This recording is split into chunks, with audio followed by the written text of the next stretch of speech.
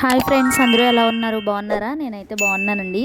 ఈ వ్లాగ్ వచ్చేసి బుధవారం రోజు ఈవినింగ్ అయితే తీసిన వ్లాగ్ అండి.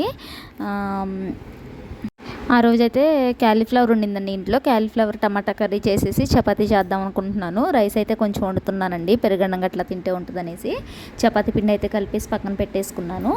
నెక్స్ట్ అయితే ఇవి కర్రీ కోసం అయితే ఉల్లిపాయలు టమాటాలు అన్నీ కట్ చేసి అవన్నీ ఏం చేసుకుంటున్నానండి. ఏం చేసుకొని కర్రీ చేసేస్తాను. కర్రీ అయిపోగానే రైస్ పెడతాను. రైస్ కూడా అయిపోతుంది.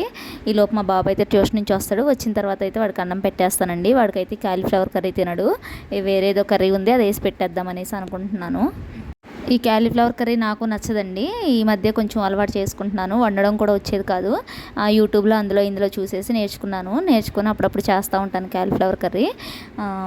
అయితే కర్రీ అది ఉల్లిపాయలు టమాటా పల్లీలు 3 కలిపేసి ఆయిల్లో వేయించేసి పేస్ట్ పట్టాలండి. మిక్సీ వేసి పేస్ట్ పట్టిన తర్వాత దాన్ని ఫ్రై చేసేసి తర్వాత క్యాలీఫ్లవర్, ఉడికించిన క్యాలీఫ్లవర్లో కూడా అందులో వేసి ఉప్పు కారం ధనియాల పొడి అన్నీ వేసుకొని కొంచెం వాటర్ అయితే వేసుకున్నాను.